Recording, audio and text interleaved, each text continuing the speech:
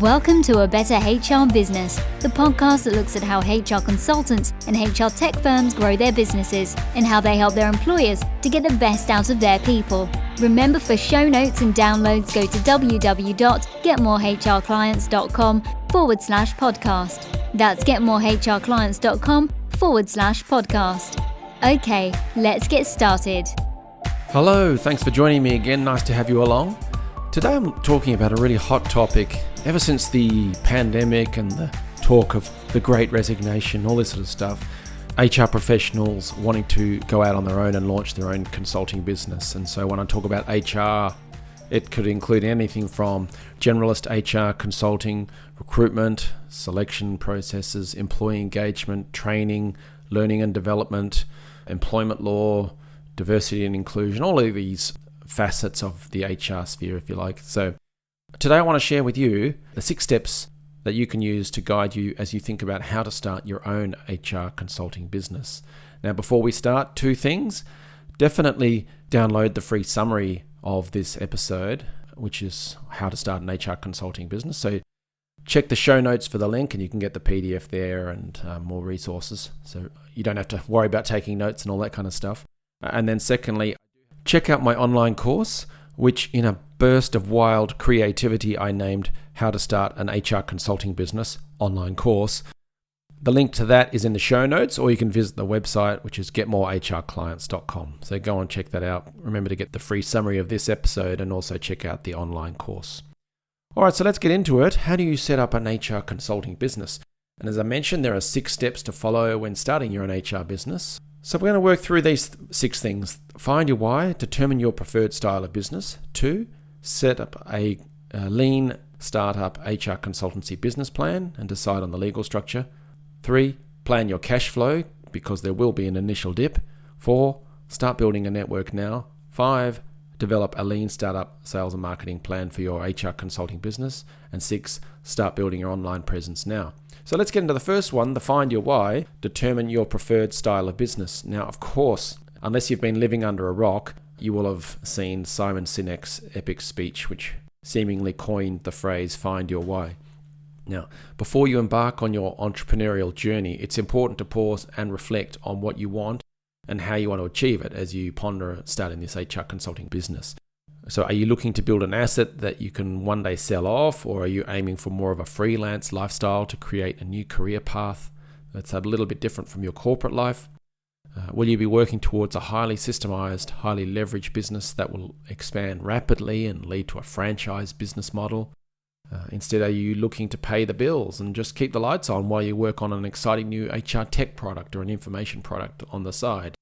Or will you be a generalist consultant, or do you plan to narrow your focus on a particular skill set or industry, such as HR for the manufacturing sector or for fintech sector or for workplace harassment training, all these sort of subsections? And of course, you want to note that different industries and business types have different types of budgets and projects. So if you think of hedge funds, they're going to have a slightly different budget for HR consulting services than a charity sector organization. So take time to think about what you really want. And it's okay to change your plans as you progress, but at least reflect on all the options before you start. Now, secondly, you want to create a startup HR consultancy business plan, and you need a plan that will actually help you and not some big lengthy tome that quickly gathers dust in the corner of your office. With the tech world in ascendancy, why not take a leaf out of their book and use the lean canvas model to plan out your HR consultancy startup? You start with the target HR client segments and the problems that they face, and then work through the boxes. So if you picture a chart, there's a few different boxes you can fill in. So make sure you go and get the free summary guide of this article, of this episode, and you'll see what I'm talking about. But you're looking at the client segments and the problems that they face, and then work through it. Because I've written the 30-page business plans, and honestly, a 1-page lean canvas or a 1-page plan is a lot more useful. Working through the exercise will also bring you back to finding your why as you start to consider all the options, such as generalist HR consulting business or a niche or a specialist focus, various industries, or should you have a small market segment, large employers or small employers, government or other types of employers as clients. Do you want to go for small projects versus large projects, or do you just want to focus on retainer work or some sort of balance? Do you want to be in embedded roles, part-time, some other sort of structure? So there's all sorts of options. So it really helps you think about that process and what you want and the type of life and business you want to create. So do you want a big office with lots of staff, or do you want to work from home from your laptop, or work while sitting on a beach somewhere, or perhaps something in between? It's really worth reflecting on this sort of stuff. Now, from a more business admin perspective, you'll need to decide on the right legal structure for your new business. And by working through the lean canvas model and understanding who you'll be serving and how you'll serve that target audience, you'll then be in a good position to choose the right legal structure for a new human resources consulting business. So depending where you are in the world, you'll have various options to choose from. So you can form a company, you can operate your business as an independent HR consultant by establishing a sole proprietorship, sole trader. You can contract via the freelancing sites and the project portals that I've talked about in the blog and various podcast episodes. You can run a side hustle after hours through using some of the options that I've just mentioned. But whatever you do, always get advice from a qualified professional, whether that's a lawyer, accountant, whatever your preferred advisor is. But certainly if you do choose to form a company or some other legal structure, get some professional advice. And check out the blog on my website on the how to start a new HR consulting business. And I've got some company formation services and online accounting firms listed there that you can check out if you need some help with this area. Now, the third step is planning your cash flow. Now, it might normally go into the business planning stage, but it's just so important that it needs its own step. So consulting in general can be very lucrative, and the HR consulting business model is no exception. But when you're an employee, you receive a pay slip every month, like clockwork. There it is. It goes into the bank. And as an employee, you have no expenses to pay. There's none of those dramas and stresses to worry about. But that all changes the day you become a new independent consultant. Suddenly, you've got a wide range of setup costs and then recurring expenses after that. From the day you start your new business, you've got to begin prospecting for potential clients, pitching your services, trying to win the project. And then you actually have to do the work. And only then, after you've done the work, or at some agreed milestone, do most consultants then send in the invoice. And then they wait, and they wait for some more, and then you'll hear all sorts of reasons why the money hasn't arrived. You missed the cutoff for the accounts payable, or you forgot to lodge your invoice, or it was incorrectly entered into the system. Marion accounts are still on holidays, all that kind of stuff. And so it goes on. You need a plan. So this plan may include saving money. So before you start the business, actually saving up 3 to 6 months worth of money in the bank, or lining up 3 to 6 months of work before you even hand in your resignation letter to your boss. So actually having some work set up. Consider starting part-time or as a side hustle, so it's not all or nothing. You could have some entry-level services for quick turnaround and faster invoicing, such as quick audits or small training sessions, single document drafts, that kind of stuff, as well as the larger project offering. So in other words, have some stuff you can bill for quickly and get the money for quickly. Productizing your knowledge. So for example, you could write ebooks or product HR related templates for employers to use with their staff, or you could sell seats on paid training webinars, that kind of stuff. You could convince your current employer to take you on for a specific project as an external HR consultant. So that's certainly happened before, and I've interviewed people on my podcast who've done that.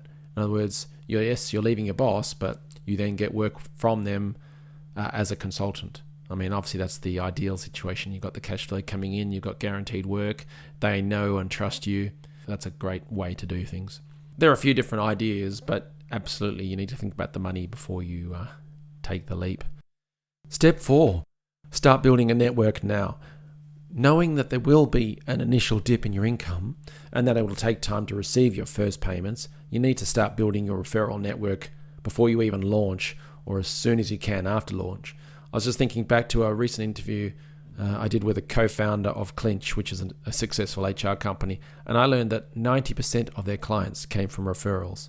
This is very common in the consulting sphere, so make a list of family, friends, current and former colleagues, clients, suppliers, people you've met along the way.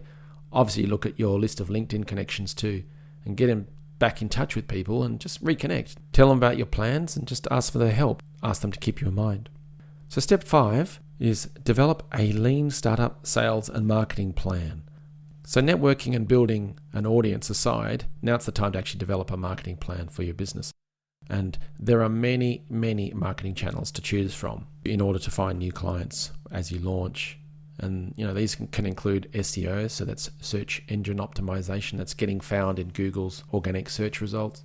There's content marketing, there's email marketing, there's appearing on external blogs, there's doing PR or publicity, there's ads on Google and LinkedIn and Facebook, and ads in newspapers and HR media.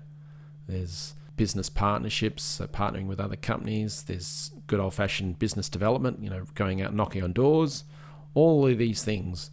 And part of the accelerated process that I run, I've got over 40 different marketing channels that we look at for each new client, and we help them determine which one is the best one for them. But there's just so many, so you do need to have a look at them and consider which one's right for you. If you're thinking, well, what are all the different options and how might they apply, do go and check out the popular article on my website, which is the best HR marketing plan for human resources companies. I'll stick the link in the show notes, but that's got a full summary of the different marketing ideas you can use for your business. So I would emphasize, though, that you should aim to choose 2 or 3 different marketing channels first. Otherwise, it just gets too complicated and gets a bit messy. So aim for one fast and one slow marketing method. A fast method would be maybe running some ads on Google or picking up the phone and calling your top 10 sales prospects right now.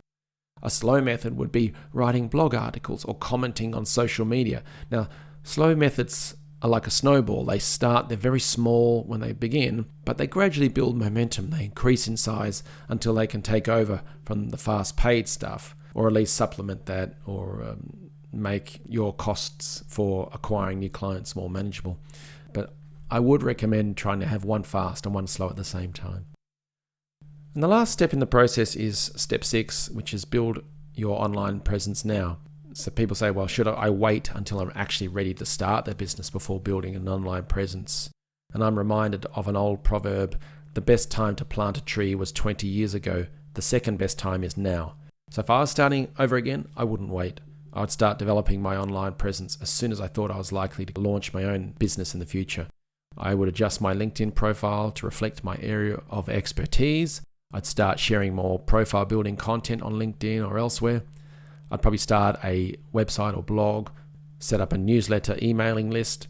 But yeah, start building that industry blog. Helps you build up your contacts, get your thought leadership out there. It helps you develop future sales content. You could even sell advertising space or build up your mailing list for when you're ready to launch.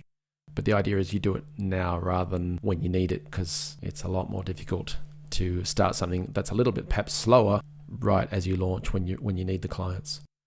So that's a quick overview of 6 suggested steps to take if you're thinking about leaving a job to start a new career as an HR consultant. Now, I'll recap them in just a moment, but first remember to do the following 2 things. Download the free summary guide of this episode on how to start an HR consulting business. Check the show notes for the link. And secondly, do go and check out my online course on how to start an HR consulting business. The link is in the show notes, or you can visit the website at getmorehrclients.com. Okay, so here are those 6 steps again. Work your way through the 6 steps and then take action. So 1, find your why. Determine your preferred style of business. 2, create a lean startup consultancy plan. 3, plan your cash flow because there will be an initial dip. 4, start building a network now. 5, develop a lean startup sales and marketing plan.